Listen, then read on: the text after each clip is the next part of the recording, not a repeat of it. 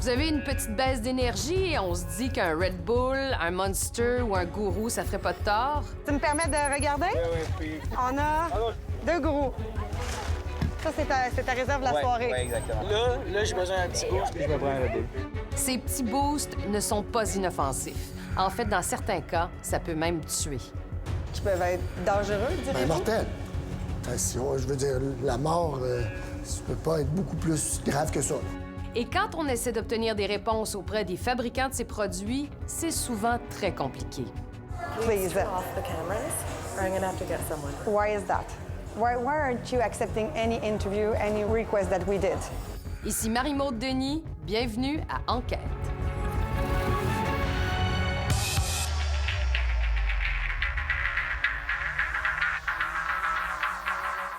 Il était tellement un bon athlète, il était fit, il était physiquement excellent.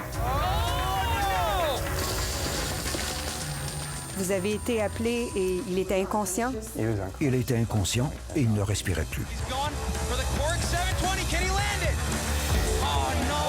L'hypothèse est assez simple. Ça augmente la tension artérielle, ça augmente la fréquence cardiaque, ça perturbe le sommeil et ça joue sur la fonction du cœur.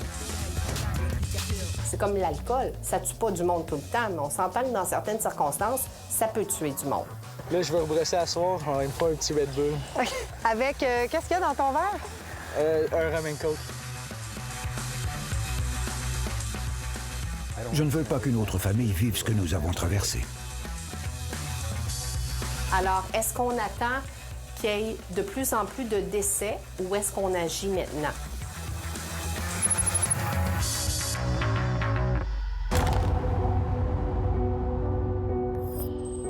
Les eaux paisibles du lac Saint-Pierre cachent un drame. C'est ici, le 20 août 2016, que le fils de Heather Mitchell est mort. Il est venu souvent ici, il aimait cet endroit. Zach a adoré cet endroit. Zach, c'est son garçon, Zachary Mitchell. Et ce plan d'eau, situé à 70 km d'Ottawa, c'était son terrain de jeu. Chaque fois qu'il est venu pendant ces dernières 4 ans, il a sauté au moins 150 fois dans l'eau. Juste ici. Zachary Mitchell, 21 ans, était un jeune plein d'énergie et en excellente santé physique, selon la coroner qui a étudié son dossier. Il affectionnait particulièrement les sports acrobatiques. Cette vidéo, enregistrée par ses amis, le montre justement au lac Saint-Pierre. Il était comme un poisson dans l'eau. Mais ce soir-là, après avoir plongé et exécuté ce même saut, il remonte brièvement à la surface, puis il coule au fond pour ne jamais remonter. Heather Mitchell parle pour la première fois à la télévision de cette tragédie et des graves questions qu'elle soulève. J'ai demandé au coroner comment est-ce que mon petit poisson a coulé dans l'eau et se noyé. J'avais besoin de la vérité. C'est la coroner Pascale Boulay qui est chargée de faire la lumière sur cette mort tragique. Intriguée et déterminée, elle décide d'aller au bout de cette affaire. Zachary avait pris un peu d'alcool, mais conclure à une mort par noyade lui apparaît comme une réponse incomplète. Il n'était pas intoxiqué, donc je peux pas dire que c'est parce qu'il a sombré. Il n'était pas intoxiqué. Il n'y a personne qui a donné un coup. Qu'est-ce qui s'est passé? Il sait nager. Il connaît les lieux. Il était revenu à la surface, donc il n'est pas tombé à quelque part. Une autre ville, un autre cas. La mort du fils de Jim Shepard à Toronto semblait elle aussi inexplicable lorsqu'elle est survenue. Devant l'arbre planté à sa mémoire, il se rappelle comment son garçon de 15 ans est mort sans qu'il n'y ait eu aucun signe annonciateur. Brian Shepard était un sportif.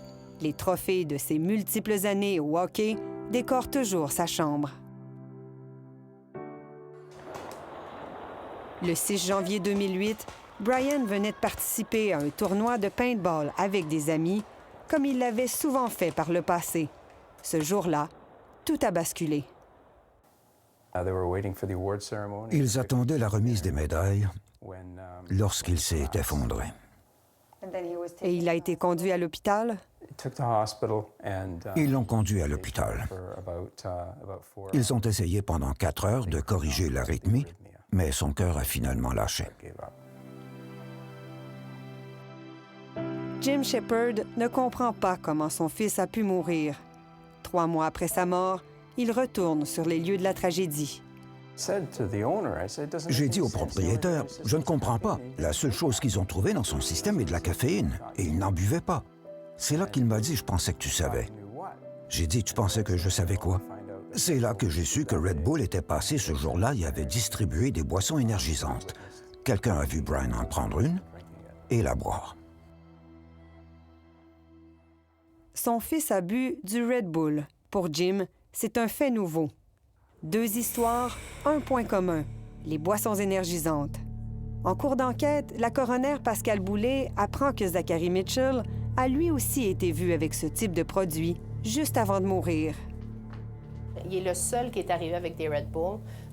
Ils en ont trouvé 4 dans la poubelle. Le taux de caféine est compatible avec le taux qui a été consommé. Je dis qu'il en a au moins consommé 2. La coroner découvre que Zachary était porteur d'un gène qui le prédisposait à avoir une arythmie cardiaque. Zachary l'ignorait complètement. L'arythmie se serait déclenchée en combinant l'exercice et le Red Bull. Toute la preuve appuie le fait que les boissons énergisantes ont quand même contribué. Elles ne sont pas la cause du décès, mais elles ont contribué à une arythmie. Et le fait que Zachary était dans l'eau, bien là, il a sombré et il s'est noyé. J'ai toujours soupçonné que la boisson énergisante avait causé la mort de mon fils. Je ne peux pas le prouver, mais mon cœur me dit que c'est la seule chose différente qui est arrivée cette journée comparativement à toutes les autres journées de sa vie très active. Je pense que cette boisson a contribué à la mort de mon fils, si elle n'en a pas été l'unique cause. Quand on parle de boissons énergisantes, on ne parle ni des boissons sportives pour se réhydrater et qui contiennent des électrolytes, ni des boissons sucrées alcoolisées, comme celles qui ont défrayé les manchettes.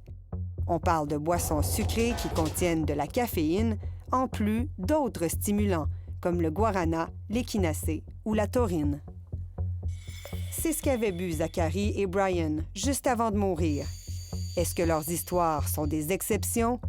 Les décès sont certainement des cas extrêmes, mais les effets indésirables liés à ces produits font l'objet de plus en plus de recherches.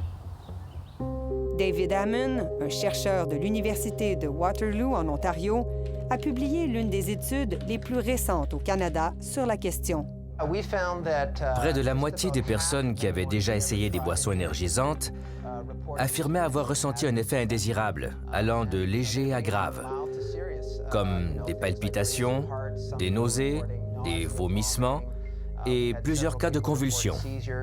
Au Canada, impossible de savoir s'il y a eu des hospitalisations liées aux boissons énergisantes.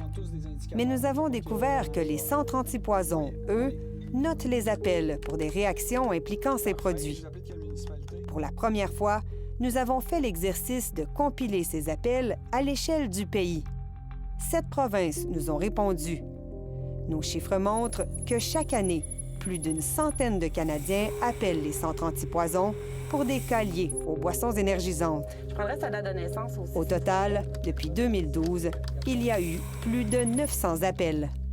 C'est certain que les appels au centre antipoison ne documentent pas l'ensemble des expositions. Évidemment, il faut, 1, nous connaître, puis 2, nous appeler, bien évidemment. Est-ce que c'est possible qu'on n'ait qu'un aperçu de ce qui se passe réellement dans la consommation? Oui, c'est possible, oui.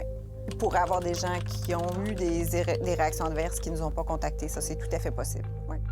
Aux États-Unis, le nombre de visites aux urgences liées aux boissons énergisantes a doublé de 2007 à 2011, passant de 10 000 à 20 000 par année. Mais qu'est-ce qui cause ces effets indésirables? La question est encore une énigme pour les chercheurs. Après la pause, un cocktail de stimulants aux effets indésirables. C'est cette interaction-là entre les produits qui vous préoccupe. Ben oui, parce que l'interaction, est-ce qu'elle additionne ou elle multiplie? Je sais pas. C'est ça qu'on voulait savoir, nous autres.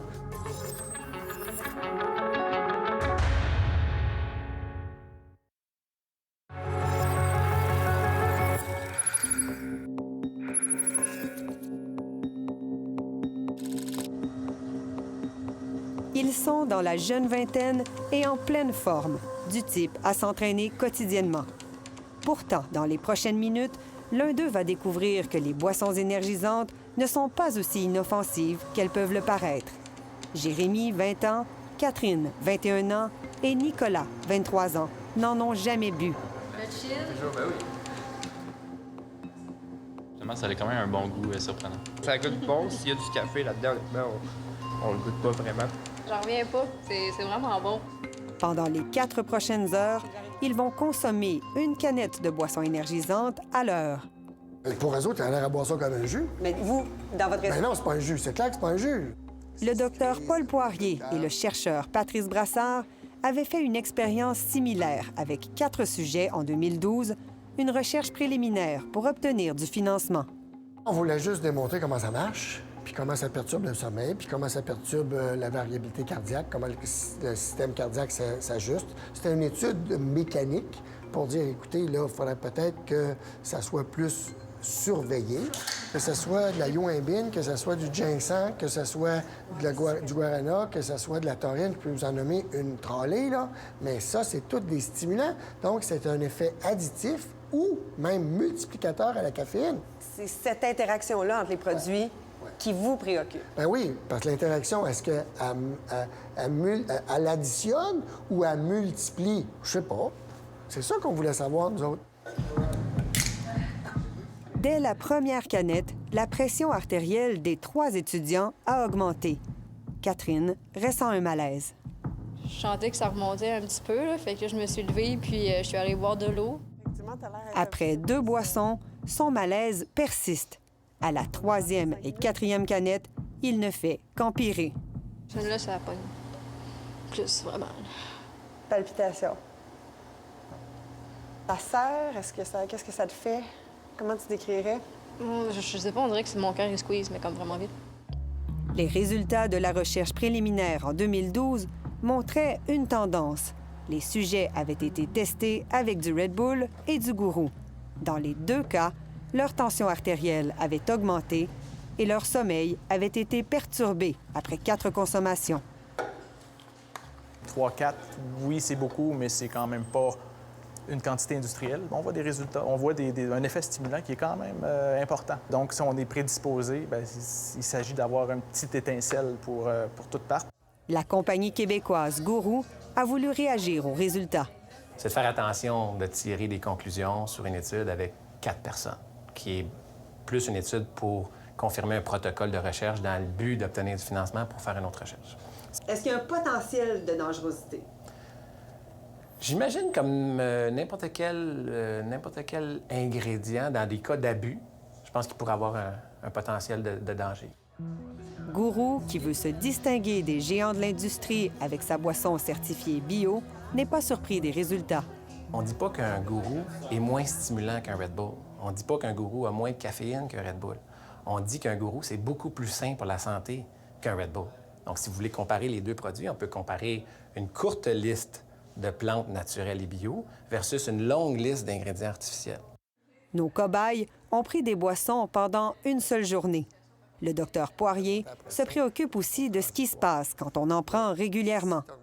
Nous, on a un cas d'une jeune femme de 26 ans qui s'est ramassée avec un cœur mécanique, puis en attente d'une greffe cardiaque parce qu'elle consommait des boissons énergisantes. Bonjour Jasmine, ça va bien? Son histoire, qu'il connaît bien, a défrayé les manchettes à Québec. La jeune femme a été traitée par un de ses confrères. Un cas qui démontre ce qui peut arriver quand on consomme, comme dans notre expérience, au moins 4 boissons par jour, mais tous les jours. C'est des constituants avec la caféine puis avec d'autres produits qui peuvent être délétères si c'est pris en trop grande quantité. Qui peuvent être dangereux, direz-vous? Mortels. Je veux dire, la mort, ça peut pas être beaucoup plus grave que ça. À cet âge-là, c'est tannant. Quand Brian est décédé, j'ignorais tout des boissons énergisantes. Quelque chose avait tué mon fils et je ne savais même pas ce que c'était. Après la mort de son fils, Jim Shepard a senti le besoin de comprendre et d'agir. Il se met à sensibiliser les politiciens et la population sur les dangers liés à la consommation de ces produits. Lorsque je racontais l'histoire de Brian, les gens me disaient « J'ai essayé ces boissons et je n'en reprendrai jamais ». Je leur répondais « Avez-vous signalé l'incident Santé Canada ?» Dans tous les cas, sauf un, et je parle de 40 à 50 personnes, la réponse était « Non ». Jim Shepard, lui, a signalé à Santé Canada que son fils était décédé après avoir consommé une boisson énergisante. Cette information était disponible à tous les Canadiens sur Internet sur un site qui s'appelle Canada Vigilance. De 2003 à 2013, 143 effets indésirables, certains impliquant des enfants aussi jeunes que 8 ans, ont été ainsi rendus publics, incluant 3 morts. Brian est l'un des 3 décès d'adolescents répertoriés dans la base de données de Santé Canada. C'est très important que ce soit documenté. À quel point c'était important pour vous? C'est ce qui s'appelle de la transparence. À l'époque, c'était très transparent. Plus de problèmes cardiaques chez des adolescents liés aux boissons énergisantes étaient signalés que pour tous les autres médicaments en vente libre réunis. Il se passait clairement quelque chose qu'il fallait examiner davantage. C'est notamment pour cette raison que Santé Canada réunit un comité d'experts en 2010. Leur rapport de 18 recommandations est sans équivoque. Il recommande en priorité de ne pas laisser ces produits en vente libre et de les traiter comme des médicaments, pas comme de simples aliments. Le gouvernement conservateur fait exactement le contraire. En réponse à l'avis des experts, Santé Canada a fait sa propre étude.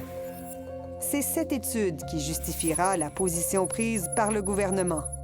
Joint au téléphone, le directeur à l'époque de la Direction des aliments de Santé Canada, Samuel Godefroy, aussi co-auteur de l'étude, continue de croire que c'était la chose à faire, malgré les effets indésirables répertoriés.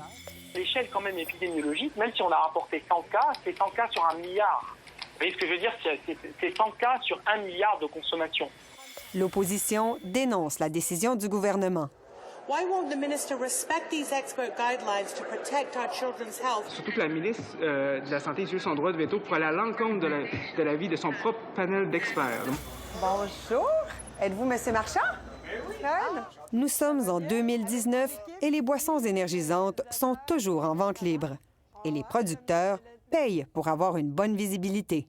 C'est pourquoi, exemple, Red Bull a leur frigidaire là et ont d'autres choses près du prêt-à-manger aussi. C'est ce qui impose comme condition pour avoir un prix valable sur les Red Bull. Même si, depuis la réforme, Santé Canada plafonne le contenu de caféine à 180 mg par canette et qu'on exige des fabricants qu'ils mettent des avertissements, les ventes ont explosé. 2,2 milliards de canettes se sont vendues depuis le changement de réglementation jusqu'en 2017. Au départ, on n'en avait pas de frigidaire comme ça. On avait un petit coin plus reculé un peu, mais ça a tellement pris d'ampleur au fur et à mesure des années qu'on se doit de mettre en évidence les produits. Mais les problèmes de santé liés aux boissons énergisantes, eux, sont loin d'être mis en évidence. En fait, ils sont maintenant cachés par le gouvernement. Depuis la réforme de 2013, Santé Canada n'a plus à publier les effets indésirables liés à ces produits sur le site Canada Vigilance. Et c'est l'industrie qui est tenue de les signaler au gouvernement. Donc, si un consommateur de Red Bull, par exemple, éprouve un effet indésirable, c'est à Red Bull qu'il doit le signaler. Et c'est la compagnie qui doit le déclarer au gouvernement, c'est-à-dire s'autodénoncer. Sur la canette, il n'y a pas de site Web, aucune information. Nous avons tenté l'expérience avec Jim Shepard de déclarer un effet indésirable directement à Red Bull.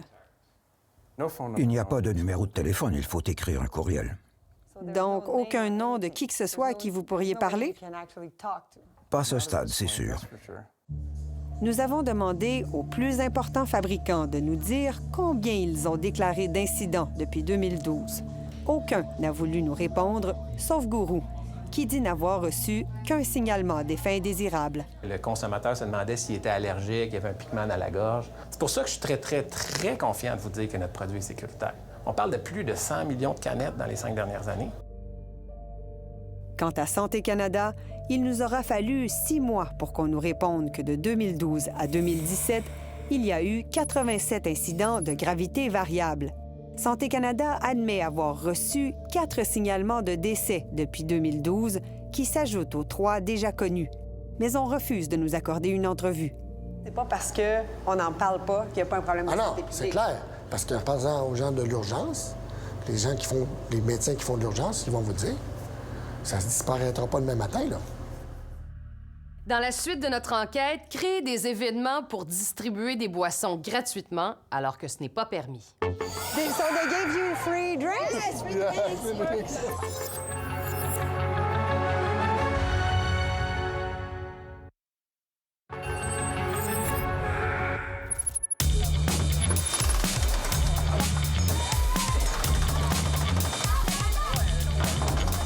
Le 23 mai dernier, à Montréal, le Red Bull Pit Stop Challenge bat son plein.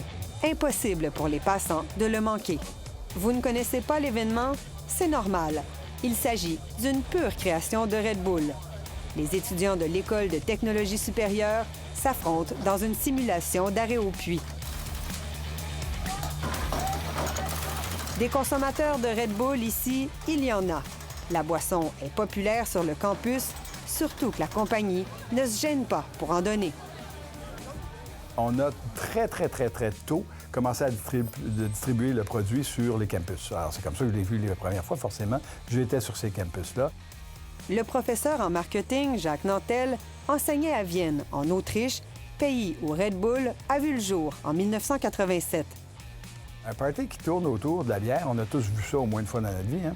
Mais autour d'un produit qui ne contient pas d'alcool, ça, c'était assez... en fait, c'était totalement nouveau. Aujourd'hui, est-ce qu'il y a quelque chose que vous pouvez gagner? C'est le finaliste d'aujourd'hui? Je pense qu'on gagne que notre place. OK. OK. Et des Red Bull. Créer des événements, c'est la spécialité de Red Bull. L'entreprise autrichienne est partout, du vélo au ski, en passant par les plongeons, les compétitions de hip-hop, les courses à patins, jusqu'au saut à partir de l'espace. La recette a été si efficace qu'elle a été reprise par pratiquement tous les concurrents. Aujourd'hui, ils ont tous leur propre série d'événements et s'en servent pour faire la promotion de leurs produits. Une étude canadienne récente révèle que chez les 12 à 14 ans, 42 se croient ciblés par ces publicités et pensent qu'elles s'adressent peut-être à de plus jeunes encore. Autrement dit, la publicité est particulièrement efficace chez les adolescents. C'est sûr que le fait que ce soit un produit qui soit associé à du sport extrême, à des événements extrêmes, qui ait un emballage et des couleurs qui sont très jeunes, du dessin qui est très jeune, ça ne peut pas faire autrement, là. L'auteur de l'étude pense que ces stratégies publicitaires ne sont pas innocentes. Je ne crois pas qu'il y ait beaucoup d'adultes comme moi qui font du BMX. J'ai déjà demandé à un représentant des compagnies de me dire sans rire que leur publicité n'attire pas les enfants. Il a eu le culot de me dire sans rire que ce n'était pas le cas. Mais je pense que nos recherches et le gros bon sens suggèrent le contraire.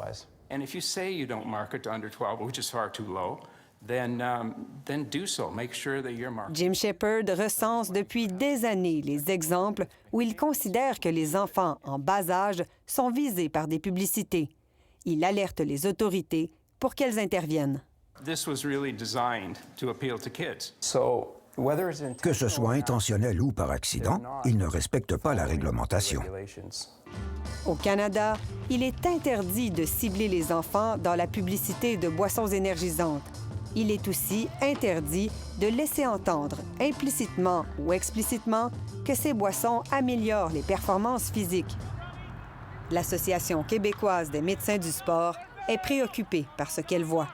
C'est un produit qui ne devrait pas être bu par les enfants ni les adolescents. Et malheureusement, c'est le grand public cible et c'est ceux qui en boivent le plus. C'est ceux qui sont le plus sensibles aux effets néfastes. Et en plus, souvent, ils les boivent dans un contexte justement d'activité sportive.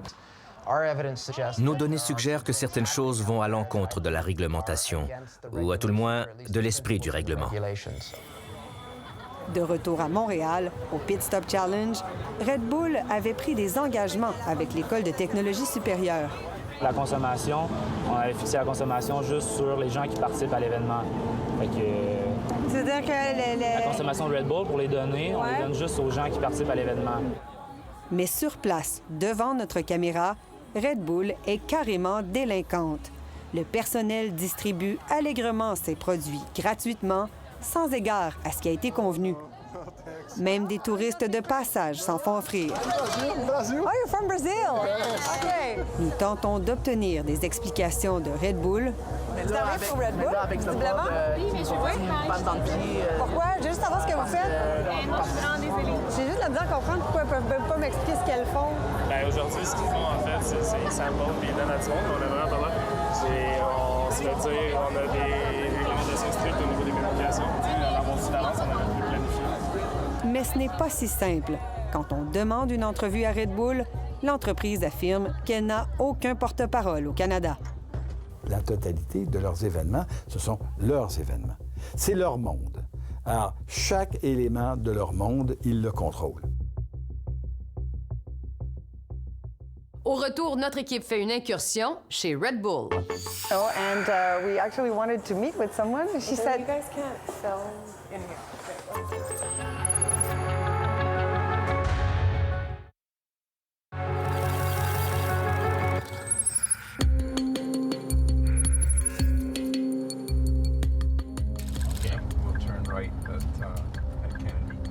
À défaut de pouvoir trouver un porte-parole chez Red Bull, nous décidons de nous rendre au siège social canadien de l'entreprise à Toronto.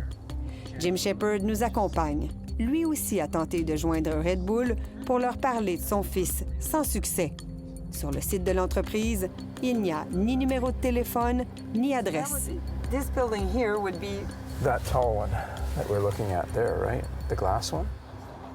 Nous avons une adresse trouvée dans le registre de lobbying du Canada. Okay, so it should be right here. And we even have a number. It's behind our streetcar. No.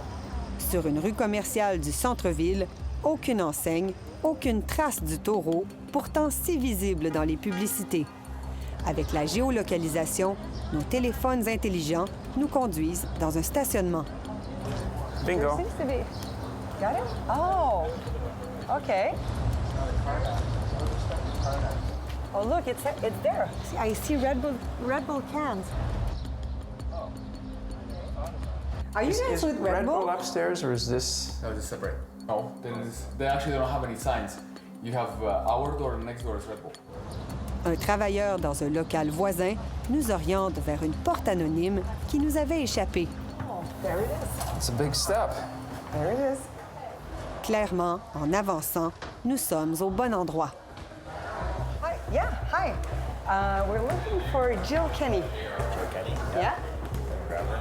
Yeah? Thank you. À l'intérieur, la décoration des bureaux est branchée, ça bourdonne d'activité. La directrice des communications arrive. Oh, hi, Jill. I'm Julie Dufresne from Radio-Canada.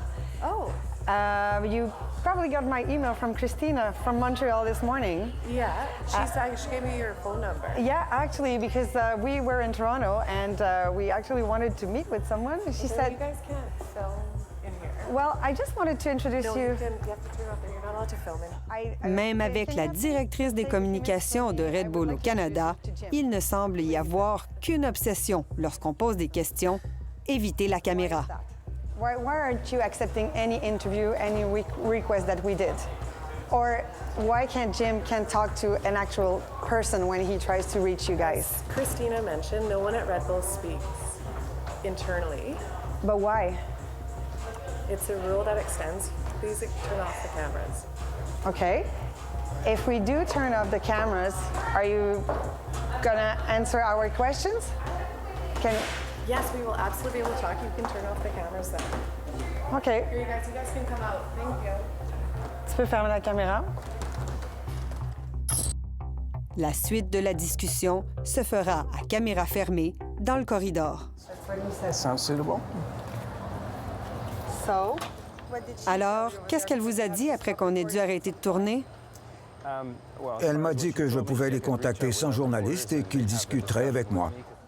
À ce jour, contrairement à son engagement, Red Bull n'a jamais pris contact avec Jim Shepard et a refusé nos demandes d'entrevue à la caméra.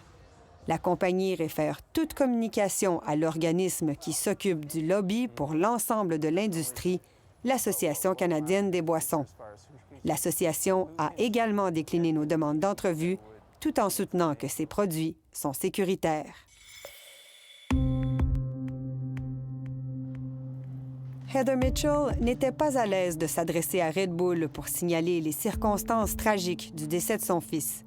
Elle a donc essayé de le faire auprès de l'Agence canadienne d'inspection des aliments, qui est devenue le seul point de chute gouvernemental pour les consommateurs.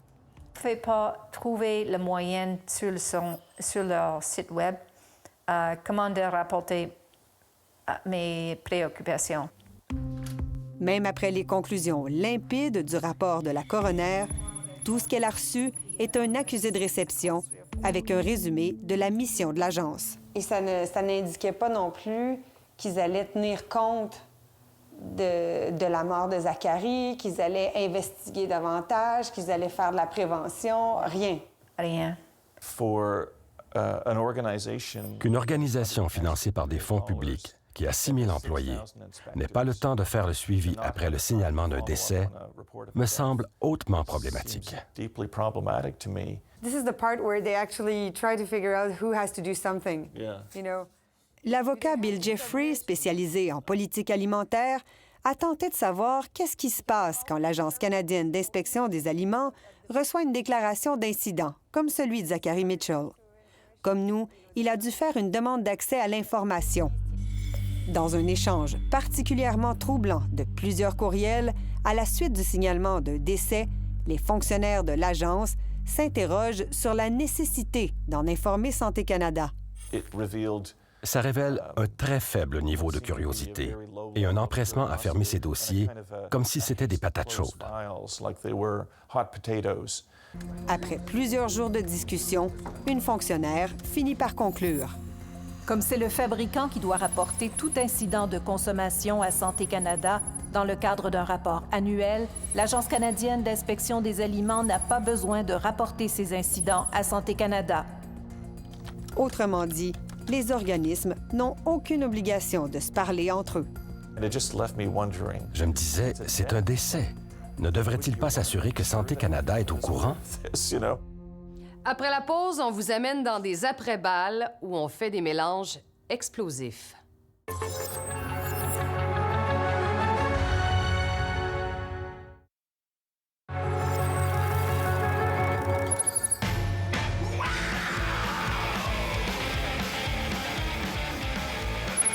L'après-balle, c'est la fête qui marque la fin du secondaire. La tradition veut que ça se passe dans un camping. C'est le moment de tous les excès. En juin dernier, nous avons été une des rares équipes de télévision à pouvoir filmer. La majorité de ces jeunes n'ont même pas l'âge légal pour consommer de l'alcool. Mais l'occasion est spéciale et parce qu'elle l'est, il faut aussi tenir le coup toute la soirée, toute la nuit. Pénis. Pourquoi t'apprends maintenant? Je suis un peu fatigué, là. Hier, j'ai brossé. OK. Là, je vais rebrosser à soir. On va me faire un petit Red Bull. OK. Avec, qu'est-ce qu'il y a dans ton verre? Un rum and coke. Tu me permets de regarder? Oui. Jean-Pierre, OK. On a un gourou, 2 gourous. 2 gourous. Ça, c'est pour combien de personnes? Une. Ça, c'est ta réserve de la soirée. Oui, exact. Le mélange de l'alcool et des boissons énergisantes est suffisamment dangereux pour que Santé Canada exige une mention sur la canette « Ne pas mélanger avec l'alcool ». D'après toi, est-ce que genre la moitié du monde en a? Tout le monde en a? Je pense que la moitié en a. Au moins la moitié. Au moins la moitié, oui. OK. Pas facile d'encadrer la consommation de ces boissons. À preuve, Beaucoup de ces après-balles ont lieu à Rawdon, dans la région de la Naudière. Pourtant, Rawdon fait partie d'une soixantaine de villes, municipalités et MRC qui interdisent les boissons énergisantes. Mais c'est un geste presque symbolique. Dans nos édifices municipaux, on n'en a pas. Si on engage quelqu'un, on lui défend d'en vendre. Si on donne une concession à un endroit, il ne peut pas vendre. Ça, c'est clair. Mais ensuite de ça, qu'est-ce que je peux gérer? Je gère ce que je peux gérer, là. Ça n'empêche pas les dépanneurs et les épiceries de la ville d'en vendre. Et pas besoin d'attendre longtemps pour trouver des consommateurs. C'est quoi, c'est du Monster que t'as acheté? En prends-tu souvent? Ouais, au moins 3 fois par semaine, là, je dirais. C'est du Red Bull, ça? Quelqu'un d'autre, ouais, c'est pas pour moi. Alors, est-ce qu'on attend qu'il y ait de plus en plus de décès ou est-ce qu'on agit maintenant? Alors, quoi faire? Plusieurs croient que c'est la publicité qui doit être plus strictement réglementée, surtout que l'industrie a tendance à mettre en scène ses produits dans les situations de consommation les plus dangereuses. Est-ce qu'on demanderait à Molson de financer la Maison Jean-Lapointe? Pense pas, hein? Alors, pourquoi est-ce qu'on permet d'associer un produit qu'on sait qui peut mener à une arythmie dans des pratiques sportives? Bien là, est-ce que c'est seulement les intérêts économiques qui priment? Moi, je me pose la question. C'est sûr que ça s'adresse aux sportifs parce que le marketing est vraiment dirigé vers le sport. Il y a beaucoup d'athlètes qui sont commandités par les boissons énergisantes. En tant que médecin qui couvre des athlètes et des compétitions sportives, c'est quelque chose qui nous inquiète. On veut pas de mort subite, on veut pas d'accidents tragiques. Si vous réglementez un produit, un aspect est de voir comment il est mis en marché et annoncé, parce que ça influence qui consomme le produit et comment il est consommé. Red Bull has not and will not ever market to children. Mais l'industrie mène un combat de tous les instants, dans tous les pays du monde, chaque fois qu'on veut limiter la vente libre de ces produits. It seems to be there is no reason for banning or restricting energy drinks or caffeinated products to children. L'an dernier, le Parlement britannique a tenu des audiences pour interdire la vente aux moins de 16 ans. Les députés ont questionné les experts des fabricants qui, évidemment, s'y opposaient. The question was of whether there are any health benefits from your product for children. Not that I know of, no. L'expert de la compagnie Monster que vous voyez, c'est Ashley Roberts. Il travaille pour la firme Intertech. C'est cette même firme canadienne qui a représenté l'industrie du tabac, puis Monsanto dans le dossier du glyphosate. If you had a 10-year-old child, would you feel comfortable about them consuming that? Definitely, I can see no problems in consuming an energy drink as opposed to a coffee, as opposed to tea. When I was raised here in the UK, my mother gave me tea from a very early age. Au Canada, Intertech était aussi en campagne de lobbying en 2010, au moment où s'amorçait le débat sur la révision de la réglementation des boissons énergisantes. Impossible de savoir qui avait embauché la firme. Red Bull aussi était très active. La compagnie avait 2 lobbyistes à Ottawa. Elle en a toujours eu depuis. En plus des fabricants, l'Association canadienne des boissons mène la charge dès qu'il est question de resserrer la réglementation. Comme ici à Toronto, où elle s'oppose à une interdiction de vendre boissons énergisantes et alcool au même endroit. Ça n'a pas de sens que la Ville ajoute sa propre réglementation sur l'étiquetage et le marketing de ses produits, en plus des règles imposées par Santé Canada. Les autorités m'ont raconté qu'elles n'avaient jamais fait l'objet d'un lobbying aussi fort que lorsqu'elles ont essayé de bannir la vente de boissons énergisantes aux endroits qui servent aussi de l'alcool. Les compagnies de boissons énergisantes ont le droit de faire ça, et elles le font très bien. I'm here today because I'm concerned about the adverse health effects of the so-called caffeinated energy drinks. Bill Jeffrey a plaidé pour plus de précautions face à l'industrie, mais Santé Canada n'a jamais voulu aller aussi loin que lui. C'est ce qui se produit lorsque vous faites face à une industrie de plusieurs milliards de dollars. Il y a beaucoup de réticence à remettre en cause l'ordre établi, même si ça cause du tort à certaines personnes.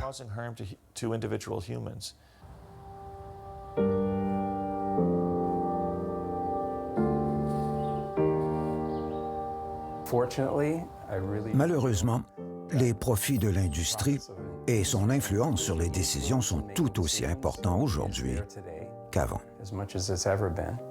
Pour Jim Shepard, il est trop tard, mais il demeure convaincu que la seule mesure efficace, c'est l'interdiction aux mineurs.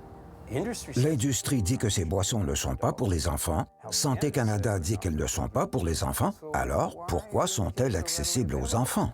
Seriez-vous d'accord pour qu'on interdise, par exemple, aux mineurs d'en consommer? Si c'est pas bon pour la santé, totalement. Si la réglementation est faite au niveau de la province, beaucoup plus facile à gérer.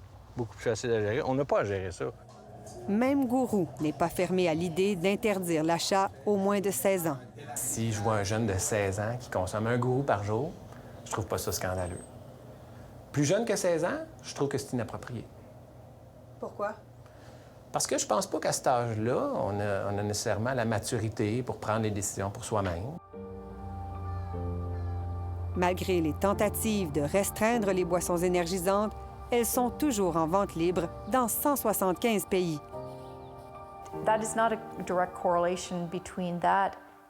Ça n'implique pas que ces produits soient sécuritaires ou non.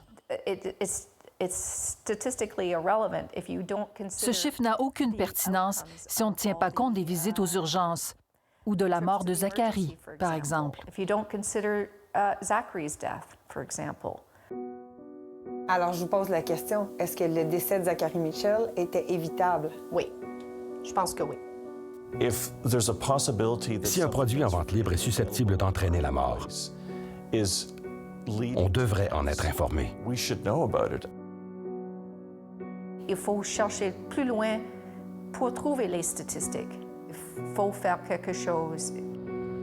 Heather Mitchell, elle, espère qu'en partageant son histoire, elle permettra aux Canadiens de prendre conscience qu'il faut davantage de transparence. Quand vous voyez le lac aujourd'hui, comment vous vous sentez?